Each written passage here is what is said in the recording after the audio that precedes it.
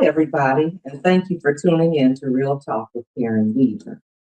I have a special guest with me today, and I'm so happy to have Michelle Stimpson with us today to talk, have a conversation. Yes. I want to say, listen, I want to introduce you, I should say, renowned author. Michelle Stimpson. Yeah, I'm so excited to talk to you. And for some of you, maybe she looks familiar. Some of you may have seen her because you were here not that long ago. Yes. And Just a few months ago. it Yes. was just, I know it. And let me say again to you, thank you. Thank you for coming to Flint. Thank you so much. Uh, when you came, we had such a good time. And we came around a book. We came around this book. I know I always start moving it when I hold it, Michelle, and I rub it. I know I do. The Sisters with the Side of Greens, because this really, it did something for me. It really, really did. Thank you And so it did much. something. Yeah, I mean, it did something for the women that got an opportunity to read it either before you came or have read it since you left and have talked to me. Women that have purchased this book, and I want to talk about this for a little bit. But really, have you say a few words about yourself? But I'm gonna tell you, Michelle, I found this at the library. This is Awesome. at the Flint Public Library This is now. what, yes, a library is a beautiful place. So thank you again for having me, Karen. It is my Yes. pleasure to get back to Detroit or to Flint in some type of way. Get back to Michigan where I feel like y'all are my people. We are. We feel that way too. Right. I was supposed to be migrating. I never did migrate. Um, but I am coming bring you greetings from Dallas, just outside Dallas, and super excited to share about Sisters with a Side of Greens. There's lots of family and food and sisterhood and issues and all those things in this book. So I'm excited. Well, I'm gonna tell you something. When she came to Flint, it was women. It was women coming together because I thought it was such a good story about women and relationships with women, Yeah, whether they were family or family. Sometimes you just bring people into the family, and that's what right, took place right. in this book. And we had such a good time, and people said what a positive event it was, and they have just talked about this book. Yeah. And I said, so I got a call the other day, Michelle, and they Mm. said, guess what's at the library? I said, what? In fact, it was Liz Taylor. She said, guess what book Wow. is at the library? I said, Oh what book? goodness. She said, Michelle's book is there. And Wow. I said, oh, wow. And I said, I'm so excited about that. Liz And is so a when, nice one. Yes, yes. And and I don't mean to cut you off, but the go whole ahead. idea of family and sisters and women in particular, women, we have such complex relationships. Mhm. Part of the reason that I think we have those complex relationships with other women and with others is because we have complex inner lives, right? So Right. we are doing so many things for other people, knowing that we need to take time for ourselves at the same time. But that complexity that we deal with, how we're socialized, and all of that, just is something that we deal with internally, and I think it shows up a lot in our relationships as well. And I think that's why the story was such a relatable story too, because we could identify with it. My sister, who you met, she was there when you came, and she Yes, started reading it. And she said, "Girl, I started reading that book." She said, "And once I got started, that was it." that's But that's what exciting. we're going to say. Yes, yes, that's exciting to hear, and I think women especially, the characters in this book are older than a lot of times what you'll see in women's fiction. So they're Mhm. 60 along that line, and really thinking about what the next phases of their lives look like. And I think that's something that we don't always see a lot in fiction, and I love to see that myself. But you know what? It was interesting because shortly after you left, that was one of the things that we noticed about this book. It had young women as well in here, but it was about women in their 60s. I went to something at the Art Institute, and it reminded me of this book because they featured actual it was Black women artists that were 60 and older, and they Wow. just I mean, and it was such a beautiful, powerful thing. And I Mm, think so we could come together around that the same way. people were able to come together around this book. But this book is for women of any age. It's for people of any age. Exactly. Yeah, the stories and anybody who loves food, anybody who eats food, everybody. And that's what we came together around, was food in this book. Was food in Yes, this book. And so it was really nice. So I wanted to come to the library because I heard your book was here. And then I don't know if you remember Billy, and yes, she was a librarian, and she said, "Come here, let me show you some other things." She said, "See, because for some of us, for me, you were new." hmm And I remember, I just think we need to bust the myth about us coming to libraries, about reading and being interested in those kinds of things. So she said, "Look, because you were new to me, so that's me being naive on some things." But then I saw this. Then I saw this. Oh my Then I goodness. saw Look at all my this. babies. I feel Then like I all my saw, babies are there. look, this. Oh my goodness. That is a classic. Oh So I my just want people to know, if they're not familiar with you, or if they are, she's here at the library. Michelle Stimpson is here, y'all, right at the Flint yeah, Public Library. yes, And yes. also Comma Bookstore, if you want to go buy a book. I know Egypt has some of your books at the bookstore that Yes, are for sale. We yes. were talking to someone that had just gone over to Comma the other day, and had gotten the book, and they were letting me know they had gotten the book. So I said, "That is Oh, wonderful." that's so awesome. Our libraries are such a gem and such a treasure in our community Mhm, still. I mean, mhm. it's just a place where anybody can get in there and get what feeds them and grow and go places. That's one thing I loved about the library. I felt like when I went to the library and I started reading books, I could go places and I could visit That's countries and time periods and people. And that's what I love about a library. mhm. It just Yeah, you opens can go up the anywhere world. you want to in the Yes. library. And so Yes. I want people to feel comfortable at the library and come to the library. And so that was another reason I wanted to do it here. I don't know if I would have thought to do it here, but when she said your book was here, I said, "Oh, we're going to the library." All right. It'll be right there. And that's why we're here. But there are a couple things, because I know we don't have a lot of time, but there are a couple things I want to make sure we talk about, Michelle. Okay. One is you have a new Audible I do. out, I do. Mr. and Mrs. Christmas. Mr. and Mrs. Christmas is available Audible. Oh, it's an Audible exclusive. And here's the cool thing about this one. This story takes place in a fictitious town in In Michigan. Michigan, Woo, woo, in woo. the in Yeah. the mitten. It's in the mitten. Yes. I was Now, like, how did you do yes. that? How did you come up with doing a story about here in Michigan? There was going to be a cherry tree farm. There was going to Uh-huh. be snow. And I was like, where else can you get all of that? You have to have the right climate for all that kind of stuff. And so And as I Michigan, was up in Traverse City, it's the cherry tree capital. that's what I'm talking about. And there's a lot Right. of history in Michigan too that I Hmm. wanted Yeah. to think through as well. So when I talked to my agent about it, we were thinking, I've done some Christmas, books before, but we were like, oh, we gotta go someplace where the setting makes you want to feel like it's a Christmassy setting. So what better place than Michigan, right? You know what? That's right, because we are what are we? The water winter wonderland. That's what I'm talking about. We got a farm, we got a family farm, we got a small town bakery. We've got all kinds of things Mhm. And in there Michigan. are places like that in Michigan, Exactly. because, so listen to this. I've never done an Audible before. This was Oh, my first time. Actually, I don't know, other than when I was a kid, if I ever read a Christmas story as an adult. okay, okay, And I've never listened to a book.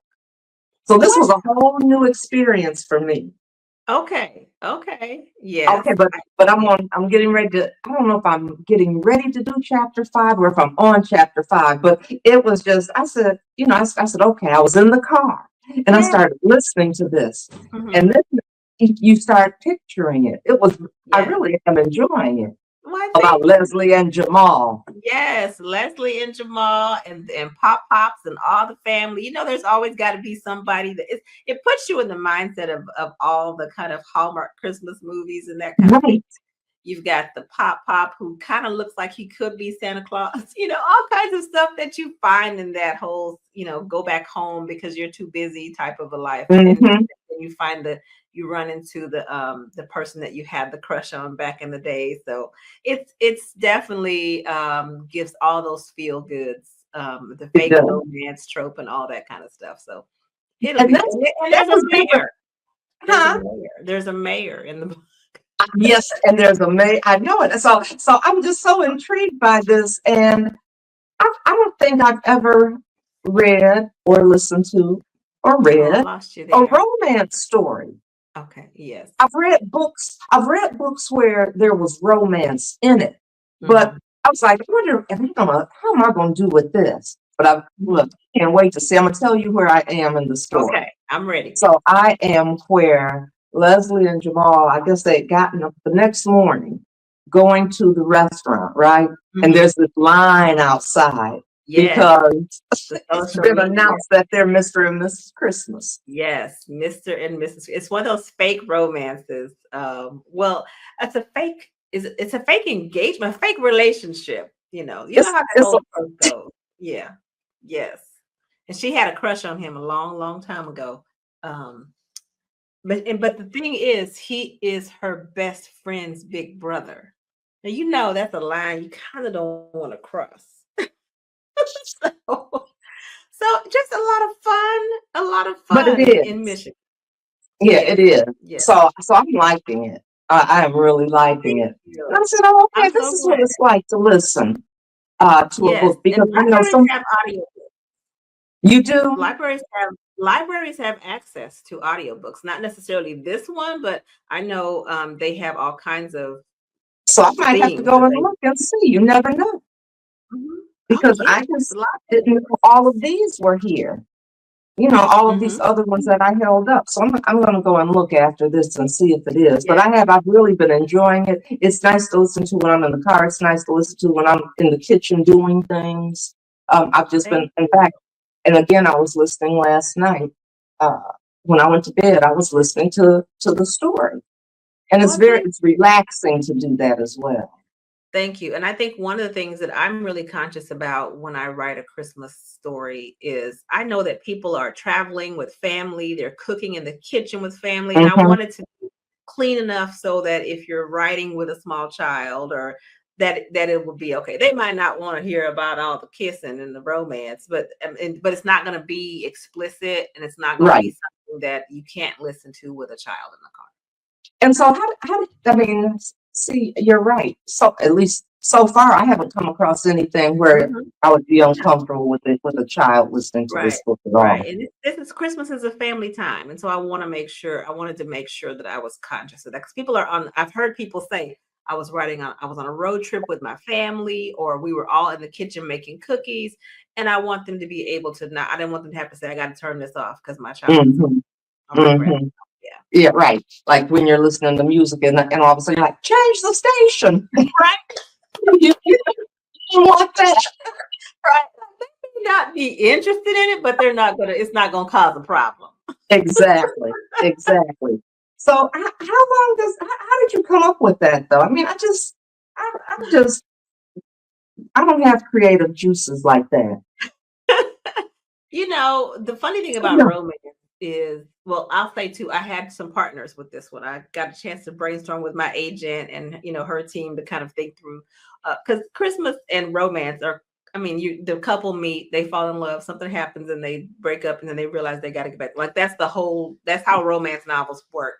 I don't care who's writing it, I don't care and what I don't care. That's how it's gonna be. And so you do have to be really creative about what you can do different, what elements you can Hmm. but you just cannot get away from snow and Hmm. romance and hot I chocolate was and gonna say all hot those other chocolate. things that go along with Christmas and in a Christmas romance. It made me think about, I don't know where I thought I was. Somewhere, I'm trying to remember I can't think of the name of the little city, but I was talking about the Traverse City being the cherry capital. Mhm. Some of the little towns around there is what it made me think of. And then Yeah.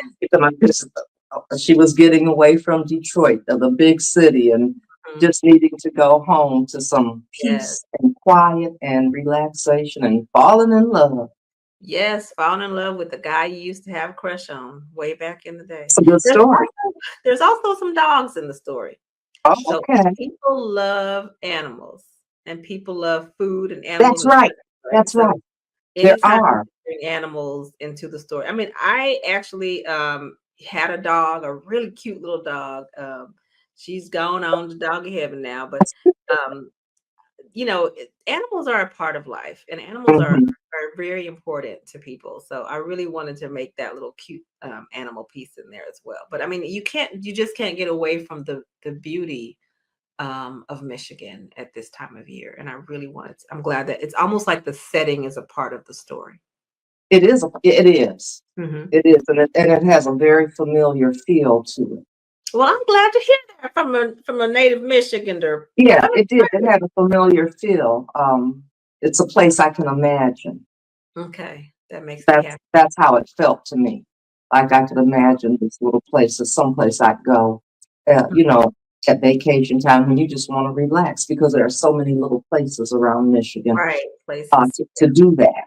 to escape to. Yeah, that's beautiful. So And there's going to be a library in that little town. that's And you can pick up some more books when you're that's there. right. And so speaking of writing, Mhm, because you and I had a conversation one time. I said, yeah, somebody's always talking about write a book. And I said, I wouldn't know where to start.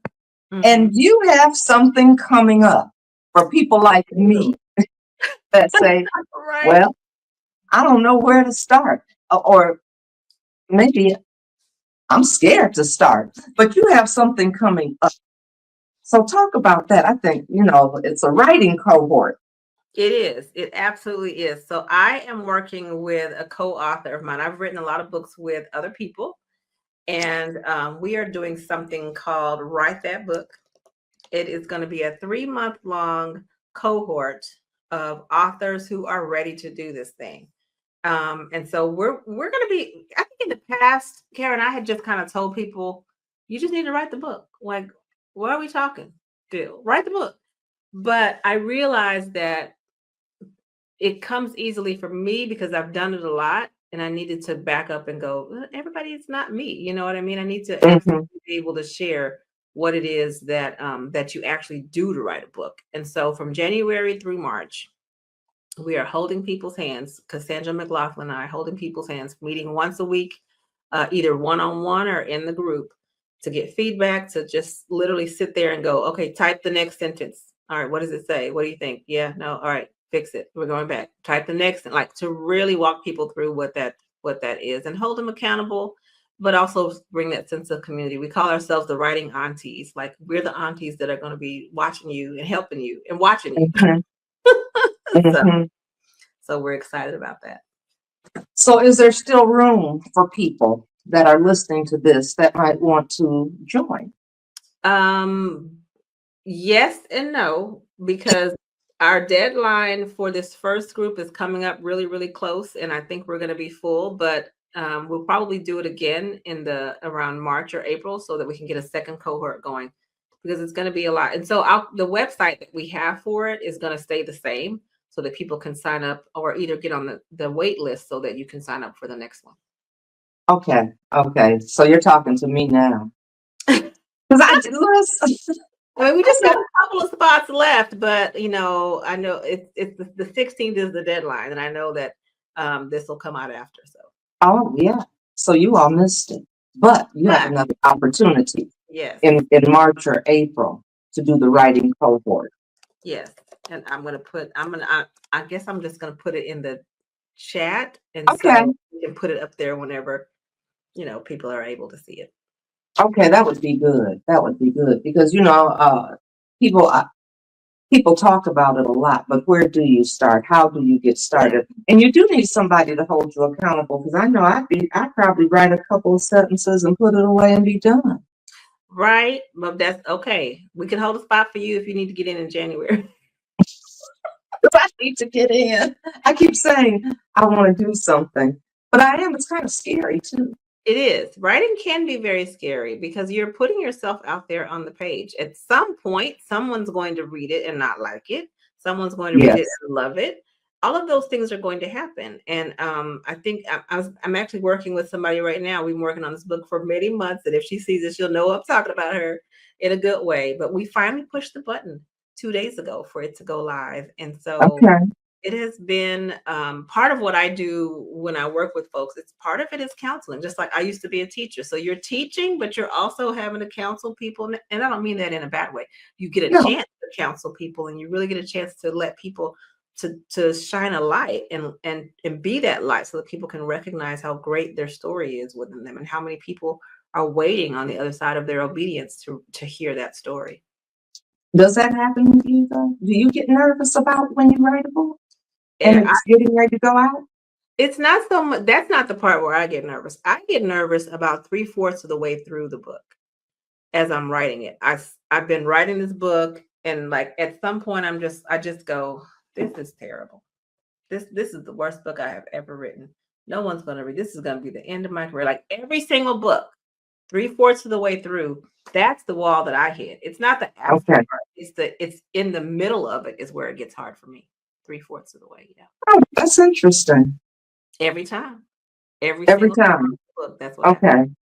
So now I Okay. know to expect it though, because in the past, I would in my first several books, I would start writing, get to that point, put it away, realize I had a deadline to get the book to the publisher, Hmm. and then I start writing another book, and then I'll be like, this is worse than the other one. So then I go back to the other one, then I'll be like, this is actually kind of good, and then I'd finish it. So that's how it went. I just think Okay. I just didn't have the space. I was too far into it to really recognize that it was actually good. Um, Hmm. so I took a. It's like I needed to take a step back and then come back into it to really appreciate what was there. So it's a process. It is art, Yes. and every single book that I've written, I have a lot of 5 stars, but there's always going to be a 1 star, and they'll tell you why, and I might even agree with what they say. Hmm. It's already out there at this point. Hmm. Well, this was a 5 star for me. I'm just gonna tell you, you all really they need this was such a good book.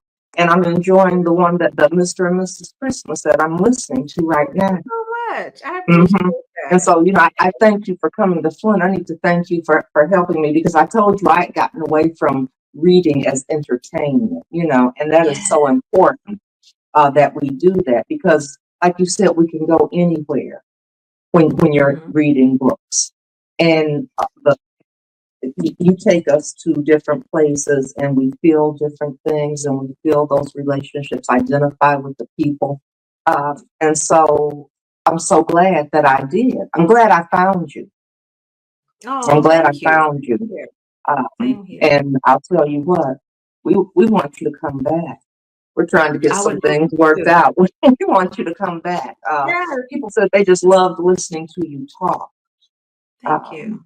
Thank you. and just I don't know, it was just a good feeling and wanting more And of those kinds of things. And that's what we had when you came. I talked to Valinda, and she told me to be sure and tell you hello, oh, Janice. tell them So I said yes, I hi. mean, yeah, they did.